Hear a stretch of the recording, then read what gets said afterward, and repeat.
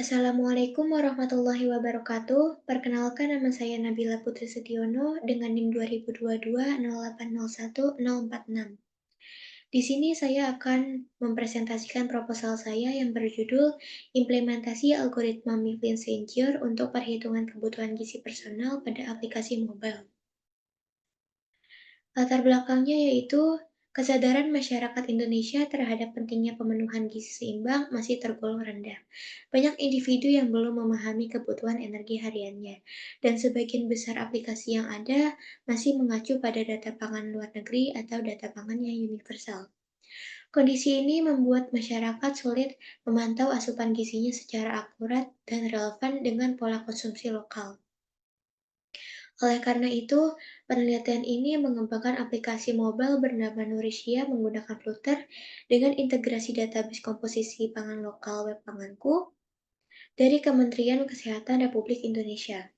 Aplikasi ini dilengkapi dengan algoritma Mifflin Senior, yang mana itu ada di judul saya tadi, yang mana algoritma ini berfungsi untuk menghitung kebutuhan energi personal user, serta ada fitur personalized push notification untuk membantu pengguna menjaga pola makan yang seimbang. Di sini ada rumusan masalah. Yang pertama itu ada bagaimana proses perancangan dan pengembangan aplikasi mobile Nourishia berbasis Flutter untuk pemantauan asupan gizi harian masyarakat Indonesia. Yang kedua itu ada bagaimana integrasi database komposisi pangan lokal ke dalam aplikasi agar dapat menyediakan nilai gizi untuk bahan makanan lokal. Yang ketiga itu ada bagaimana mengimplementasikan algoritma Mifflin Senior untuk menghitung kebutuhan energi personal pada aplikasi mobile berbasis Flutter. Yang keempat itu ada bagaimana merancang model penyimpanan dan pemanfaatan data komposisi pangan lokal agar aplikasi dapat menghasilkan estimasi asupan gizi harian yang praktis bagi pengguna. Yang kelima itu ada bagaimana penerapan fitur personalized push notification dapat meningkatkan keterlibatan dan persepsi pengguna terhadap aplikasi. Tujuan penelitian ini ada 5 juga. Yang pertama itu ada merancang dan mengembangkan aplikasi mobile Nourishia berbasis Flutter sebagai alat bantu pemantauan gizi harian masyarakat Indonesia. Yang kedua itu mengintegrasikan data komposisi pangan lokal dari sumber nasional, yaitu dari web panganku, ke dalam sistem aplikasi untuk menyediakan nilai gizi yang akurat dan kontekstual.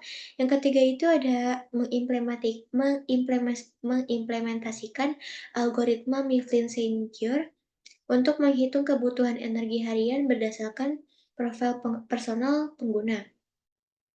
Yang keempat itu ada merancang model penyimpanan data lokal yang efisien untuk pemrosesan gizi secara offline. Yang kelima itu ada menganalisis dampak penerapan personalized push notification terhadap keterlibatan pengguna dan pembentukan kebiasaan makan sehat. Di sini ada manfaat penelitiannya, ada dua, saya bagi menjadi dua, yaitu manfaat teoritis dan manfaat praktis.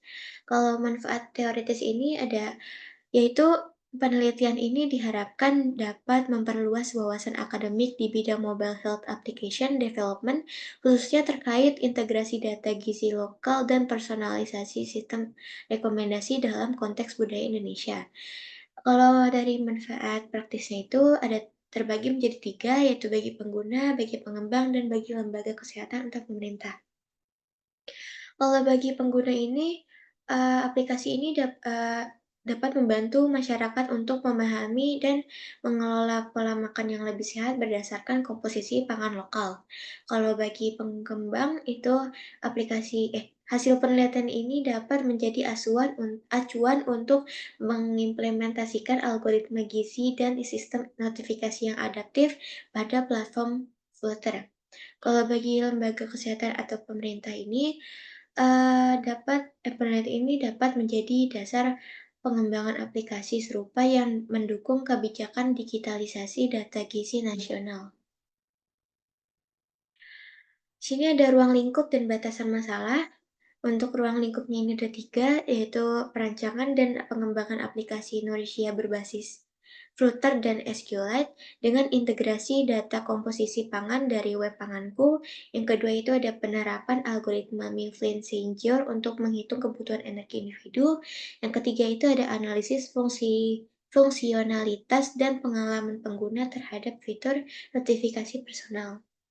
Kalau batasan masalahnya ini ada 4, yaitu yang pertama, aplikasi berjalan secara offline dan tidak menggunakan cloud storage atau API eksternal. Yang kedua itu ada perhitungan gizi difokuskan pada makronutrien. Makronutrien ini ada energi, kayak apa, kalori, protein, karbohidrat, lemak, dan serat. Yang ketiga itu ada data makanan terbatas pada makanan khas Indonesia yang terdapat dalam database panganku. Jadi, data yang saya input dalam sistem nanti bakal, hanya hanya terdapat dari database panganku saja. Yang keempat itu ada evaluasi dilakukan secara kualitatif, melakukan observasi dan wawancara terbatas terhadap pengguna. Di sini ada landasan teorinya. Yang pertama itu ada konsep gizi seimbang, itu dari Kementerian Kesehatan Republik Indonesia, yaitu menekankan pentingnya keseimbangan antara asupan energi dan kebutuhan tubuh.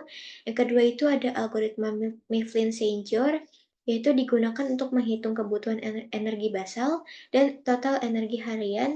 Yang ketiga itu ada database panganku, itu sumber resmi dari bahan makanan dari komposisi gizi bahan makanan lokal Indonesia. Jadi di panganku itu ada, kalau kita mengunjungi web panganku, di situ kita bisa melihat berapa maka melihat makanan-makanan Indonesia dan kalori dalam makanan tersebut.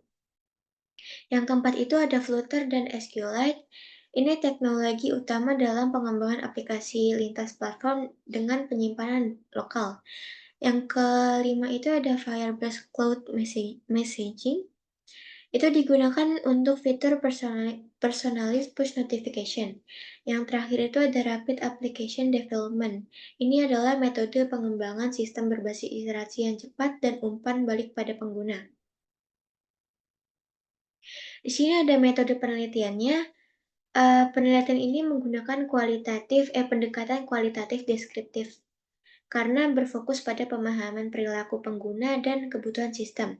Model pengembangan yang digunakan adalah Rapid Application Development dengan tahapan yang pertama itu ada Requirement Planning, yang kedua itu ada User Design, yang ketiga itu ada Construction, yang keempat itu ada Cutover. Sini ada prosedur penelitiannya. Yang pertama itu ada pengumpulan data dan analisis kebutuhan. Yang kedua itu ada perancangan sistem. Yang ketiga itu ada pembuatan prototipe menggunakan Flutter. Yang keempat itu ada pengujian fungsionalitas dan usability testing. Yang kelima itu ada evaluasi hasil dan penyempurnaan sistem berdasarkan umpan balik pengguna. Sini hasil rancangan penelitiannya itu ada input data pengguna, yaitu kayak usia, terus berat badan, tinggi, serta aktivitas fisik itu kayak rendah, sedang, atau tinggi.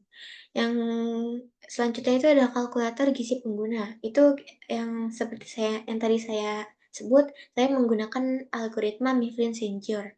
Yang ketiga itu ada integrasi data lokal. Yang keempat itu integrasi data lokal ini berbasis panganku yang menggunakan SQLite.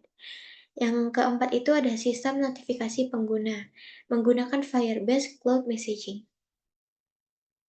Di sini kesimpulannya itu berdasarkan hasil penelitian yang dilakukan, dapat disimpulkan bahwa aplikasi Nourishia berhasil dikembangkan sebagai solusi digital untuk membantu pengguna menghitung dan memantau asupan gizi harian berbasis pangan lokal. Aplikasi ini juga dibangun menggunakan Flutter dengan integrasi data panganku dari Kementerian Kesehatan Republik Indonesia yang menyediakan informasi komposisi gizi bahan makanan Indonesia, serta menerapkan algoritma Mifflin-Sienger untuk menghitung kebutuhan energi personal secara akurat. Penyimpanan lokal juga menggunakan SQLite yang memungkinkan aplikasi ini berfungsi secara offline, sedangkan fitur personalized push notification ini mampu meningkatkan keterlibatan dan kesadaran pengguna terhadap pola makan yang seimbang. Secara keseluruhan, penelitian ini membuktikan bahwa penerapan teknologi mobile berbasis data pangan lokal dapat menjadi langkah inovatif dan dalam mendukung edukasi gizi dan penerapan gaya hidup sehat di masyarakat Indonesia. Sekian presentasi dari saya. Apabila ada kesalahan, mohon dimaklumkan.